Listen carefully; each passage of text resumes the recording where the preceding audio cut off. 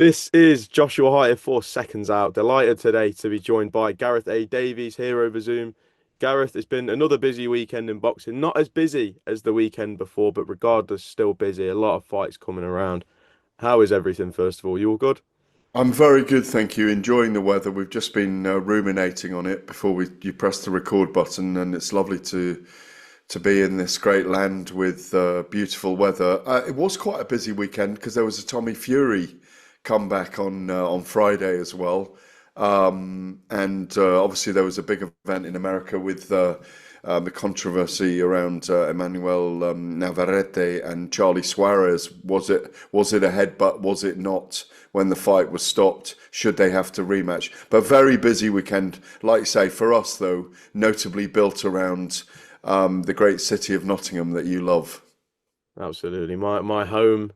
Saturday night it became, I guess you could say, the fight capital for the evening. We saw a big main event in Anthony Cacace and Leigh Wood returning of 18 months of inactivity. We'll dive straight into the reaction and breakdown from that.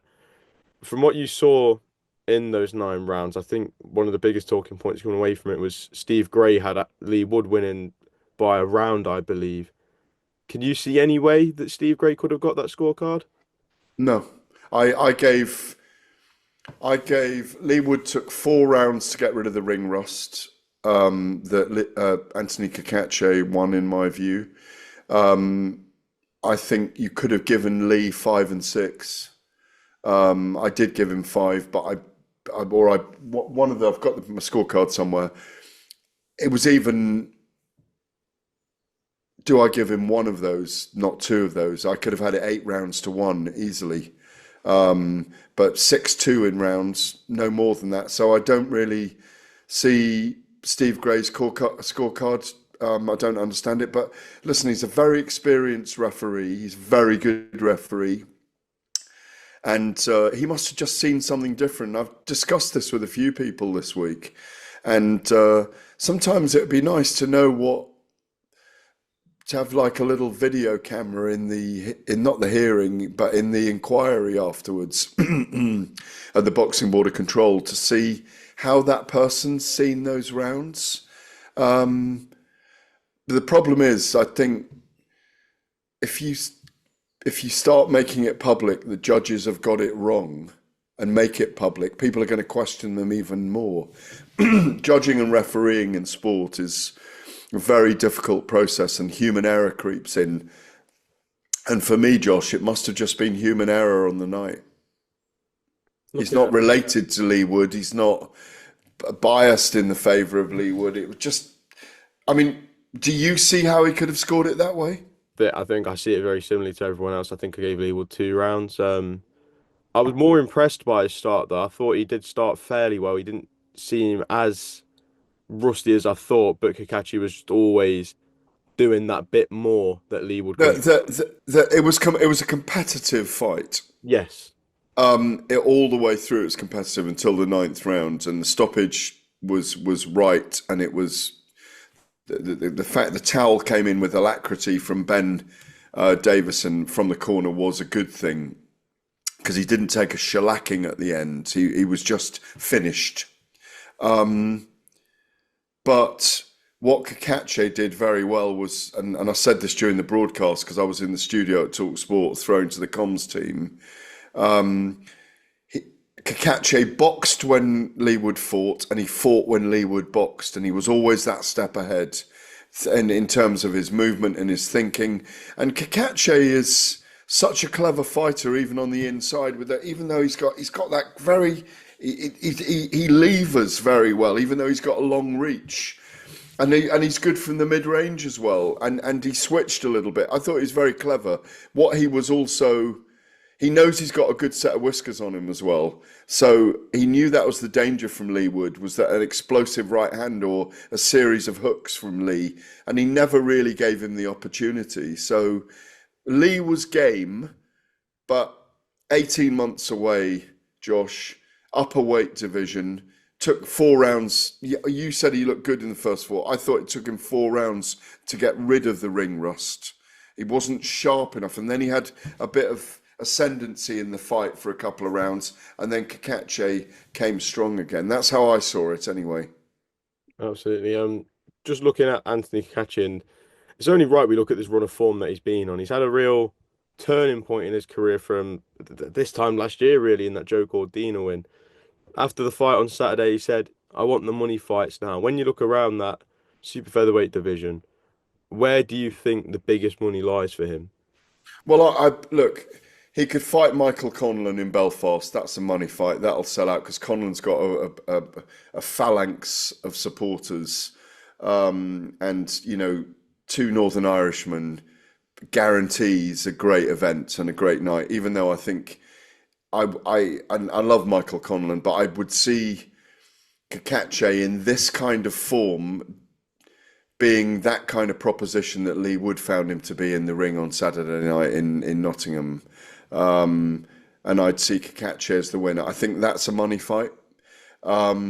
I think, and I've posited this with a lot of different people. Nick Ball coming up to super feather and Cacace fighting him in Liverpool. I think that would be a money fight.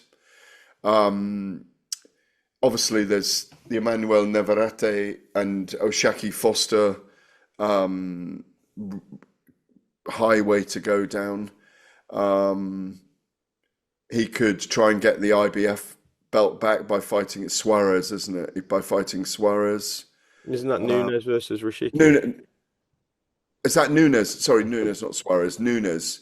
Um, I think Nunes was his mandatory, wasn't he?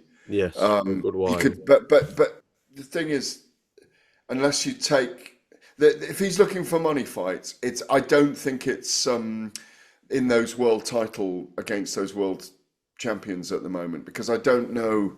Obviously, Navarrete is a Bob Arum top ranked fighter, isn't he? If Frank did a deal with Cacace, if Cacace, I think there were. Um, Speaking to Adi Oladipo, he was saying there were a group of about 500 Cacace fans there on Saturday night. Mm.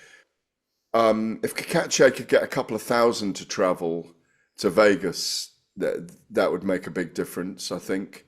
Um, but that's a tough fight. It's probably the toughest fight in the division for him, in my view. Even though Charlie Suarez was brilliant in what was for 8 rounds of kind of fight of the year contender in Vegas.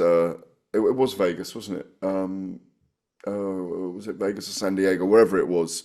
On Sunday, on the early hours of Sunday morning, that was a terrific fight. Although controversial, because was it a head clash or was it punches? And they might have to run that back, the WBO. So look, he's had a busy year. He's 36. He'll probably want to have 2 or 3 fights more and be out of the game by 38. For Leigh Wood, what would you like to see him do next now? Fight Josh Warrington in Nottingham and call it a day. Do you think that's a fight that he could get at the City Ground, or do you think it's one that goes I back? don't know if it's the City Ground fight. I mean, what do you think? What's the resonance in Nottingham? What's the resonance around the streets of Gedling this morning? Well, I'm not in the Gedling area. I'm a little bit No, away no, from I'm it, just, I'm but just, I'm yeah, just. no, but I still think with the right undercard as well, and we've got a real crop of talent coming through from Nottingham now. I think we saw Ezra Taylor on Saturday night as well with a big win. I think obviously don't know what the timeline's looking like because it's a quick turnaround now to get the City Ground this year. So if they want to make it at the City Ground, you'd have to wait until at least next year now. And I don't know if Leigh Wood wants to hold himself around for that much longer because that's another. Oh, he's going to need to recover from that fight as well. Well, yeah, but another 12 months of inactivity, 12, 13, 14 months of inactivity, that's not going to do him any good. Yeah, but sometimes he was away for 17, 18 months, wasn't he? Look, I don't see him waiting a year to have a fight anyway at his age and at his stage in his career. And maybe the City Ground is not viable now because of that, like say timing wise. Mm, absolutely. Move away from Nottingham and we'll look at just the night before in Budapest. Tommy Fury made his return. Just a simple 6 round win, but there's a lot to breakdown, not just from fight night, but from fight week as well. Just looking on fight night, Tommy did come out and say that he wants to rematch Jake Paul and said that he beat him with one hand. Now that he's got two, Jake Paul will go to sleep this time. Is that the fight you want to see next for Tommy and Jake? Obviously, if all goes well for Jake, is it the end of June? Yeah, I've forgotten who he's fighting now. Is it Julio Julio Cesar. Cesar Chavez Jr.? That's how memorable it is. Um, um, what I liked that came out of, I did watch it live. What I liked, and Roman Fury looks a little bit like a gangly southpaw version of Tyson Fury when he moves around the ring. And it's nice to see John back in action. We have obviously got some views from him as well on Friday night. John Fury, Big John, Gypsy John. Um, what I liked that came out of it was Tommy Fury explaining that Jake Paul. There's two strains of his career now. He's had two massive fights against KSI and Jake Paul, and he won both of those. He's still undefeated as a boxer in that other highway that he's on. And there's three fights out there for him. There's the Jake Paul rematch, there's Conor McGregor, and there's Logan Paul.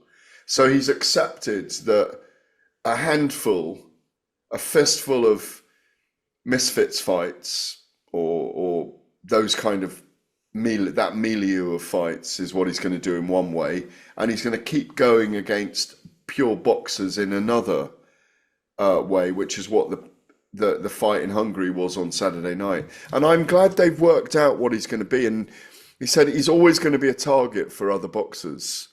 And it doesn't matter how far he gets in terms of his cruiserweight career in real boxing. There's an ambition there to do it. And I'm glad they've worked that out. And it kind of makes sense to me that there will be these big fights at some point, which are his big money fights. But he's got to do these smaller hall. It looked like a small hall show, didn't it? Like for maybe 2 or 3 thousand people, but it worked, and it was all the razzmatazz, and it was the Tommy Fury tour, and yeah, I found it interesting. I mean, he's developing a little bit. It wasn't a commanding performance where you said, "Oh, he's on his way to being world class." He's still got so much to learn. And I think they admit that. And John knows that. John knows the sport inside out. So I just thought it was interesting. And I did watch it because Fury's return, it was on DAZN. I had a free couple of hours and I quite enjoyed it. All the razzmatazz, 60 girls walking him out. You mentioned the three names in KSI, Jake Paul, and Logan Paul. Jake Paul. Jake Paul. Could I add one more to the mix in case it isn't to be those three? What about a No, not rescheduled fight KSI. with I didn't Darren say Till? KSI. I didn't. I said Conor McGregor. I thought you said, I'm sure you said KSI. No, well, I should have said he has fought KSI and Jake Paul. The three fights he wants that are left are rematch with Jake Paul, Conor McGregor, or Logan Paul. Okay. What about a rescheduled fight with Darren Till? Because that fight was making big waves across social media and had Yeah, people why not? interested. Why not? But maybe they're not ready for Darren Till. Maybe Darren Till's too dangerous an opponent. But yeah, I'd like to see that. Of course, I would. It would be good. Yeah, Well, Darren, absolutely. But how Darren Till much returns money Friday. does it make money compared to the other three? And that's what they're interested in. Darren Till doesn't get him anywhere in his boxing career, but does it make enough money for him in respect of it's still not it's still in that milieu of MMA versus boxing. So that's you can say whatever you want. You can say he's avoiding him. You can say he's too dangerous an opponent at this stage. There's all kinds of things. But yeah, so of course I'd like to see it. It's fascinating, the matchup, and so was the press conference and the build-up. So if that fight could go ahead, then yeah, great. Looking just at the day before at the press conference, weigh-in, face-off, all something mixed into one that day. We had Eamon Khan out in Budapest covering the event, and he was able to speak to Tom, not Tommy. He did speak to Tommy, but he also was able to speak to John Fury, in which we kind of saw John Fury. not really hold back and break his silence on everything that went down last year surrounding Fury and Usyk. And there's a few comments that have stood out for me that I just want to get your thoughts on. I think Yeah. the top of the list of the one that took a lot of people by surprise is that he said that SugarHill is incapable and that Tyson's telling Sugar what to do half the time, and that essentially the team he's got are just there to make money and don't really value Tyson's health, saying that he wasn't in great physical condition. When you hear things like that come from John Fury, who was involved in the camp, how do you react to that? Well, John's always got very strong opinions about Tyson, and he always has. He knows the sport, he cares about him deeply, and he doesn't always agree with what's going on in camp, and he puts his views out there. Um, these kind of things, for me, sometimes it's a call from him that he wants closer involvement with Tyson. He loves his son, obviously. You know what he's done. He's committed himself in lots of different ways to being around his son and augmenting his career. And I think John has been a help more than a hindrance to everything. John's not everyone's cup of tea, but I do know him fairly well, and his advice is very prudent.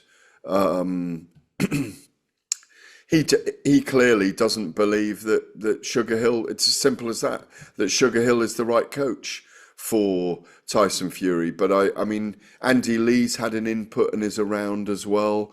John's had an input as well. It was a very close second fight with Alexander Usyk. I've seen the comments, and it's a very, very close fight. And I think Tyson gave his all in there.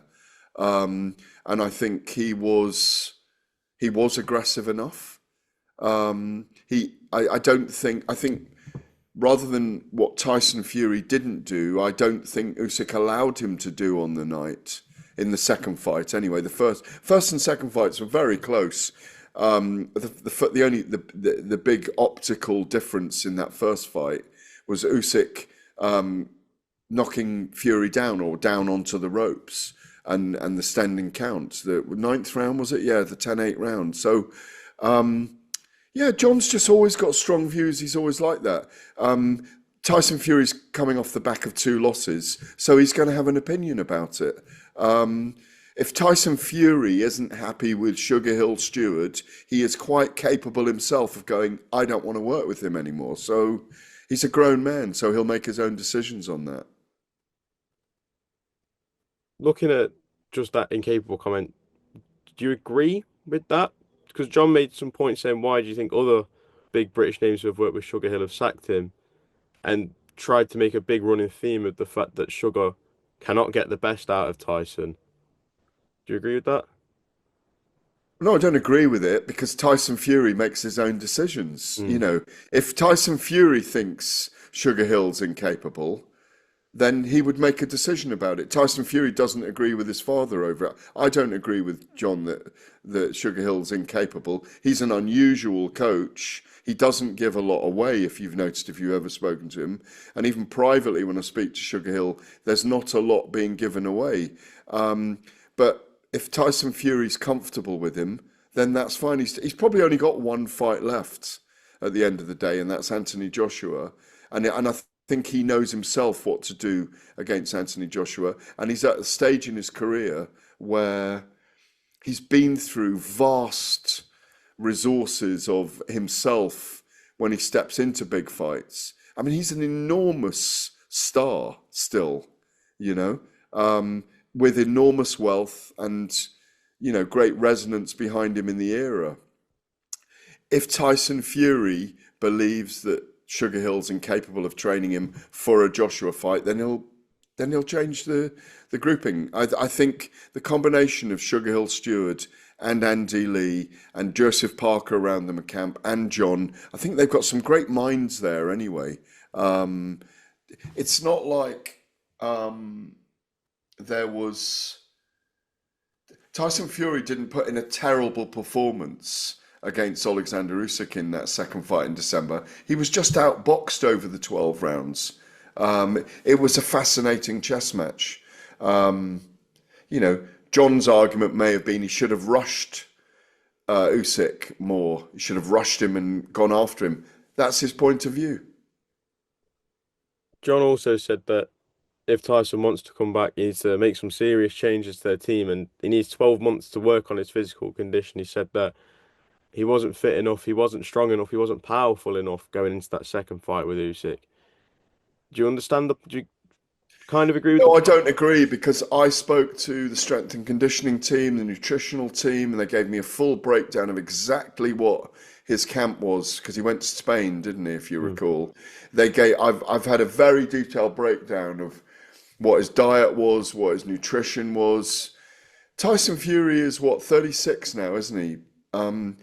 Yes. He's Yeah. 36. His body has been through a lot of wear and tear. They got him in the best condition they could possibly get him in. They worked him really hard. They didn't skip, they didn't cut corners. They didn't skip sessions when they were away. I spoke to Christian Blacklock and Greg Marriott and everyone else around him, Spencer Brown. I spoke to so many people. I did some very detailed pieces on Tyson Fury, and he put the work in. He just he's aging as a fighter. He's in his late 30s and he's had a long career. So therefore, I just don't. I don't. John's just sounding off on what he's not happy with. If Tyson Fury had won, he'd probably have different opinions. I don't agree that he can. He's probably got till about this time next year to still have that Anthony Joshua fight. But after about now, in a year's time, I just think that fight will start to lose resonance with the mainstream sports fan because they'll have waited too long. Just one last thing that John said. You mentioned the ninth round in Fury Usyk one, which is coming up to a year ago now.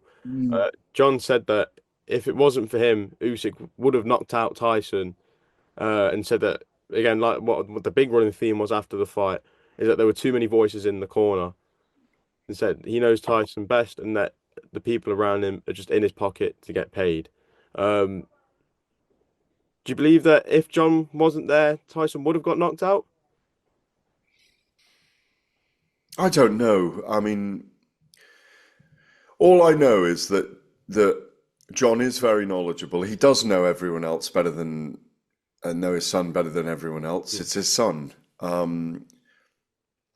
You'll come onto it in a minute. Look at the trouble and consternation I've got into with Big John Fisher over his son Johnny Fisher with just saying the judging was a disgrace. Nothing about his son, just the judging. And obviously that fight's this week. You probably want to talk about it, but John's just got very strong views on boxing and very strong views on family. They're the two biggest things in his life, family and boxing. And as I say, knowing John well, he's just got certain views about things, and I'm not going to kind of denigrate his views if he feels that he kept Tyson Fury in that fight, in that first undisputed title fight, then he's entitled to that view. There were a lot of voices in the corner going into the last couple of rounds, but Tyson did need to go for it in those last couple of rounds. I mean, it was a very close fight. I had it 114, 113 to Usyk, by the way. I don't know where my scorecard is. It's around here somewhere. But he's entitled to have his strong views on his son.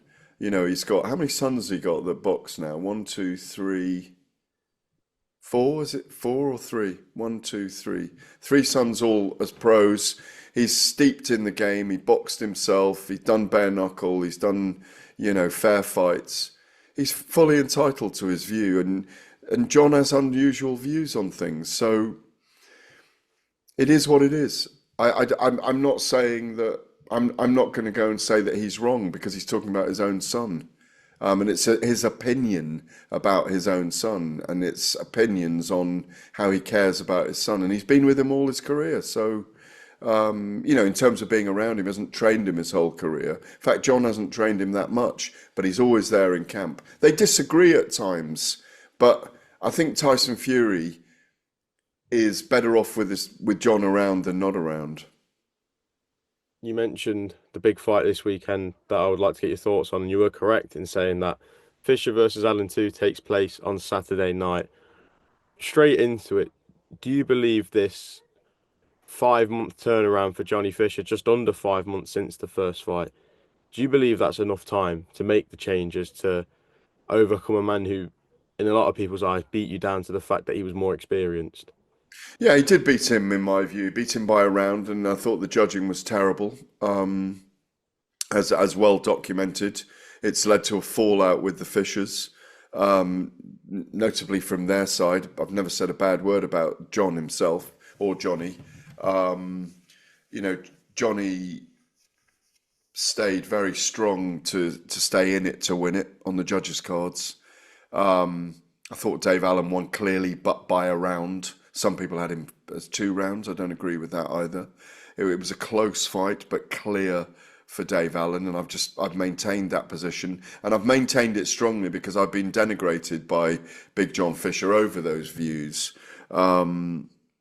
So I think it was a wake-up call for a young fighter. I think he's taken camp very seriously in Spain and Las Vegas. He's got a big pull. He's doing it in front of his home crowd. They'll all be there from the Bosch Army will be there at the Copper Box on Saturday night. It'll be an amazing atmosphere. It's a terrific rematch. It's only happening because of the controversy, which Johnny and his family should embrace. In a way, I've helped the controversy. I've helped the fight, helped to make it bigger.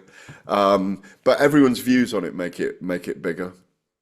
I think he'll do it this time because I think he turned up last time, and maybe a part of him mentally thought, I just need to turn up and I'll knock this guy out and I'll knock him around. A lot of us felt like that as well.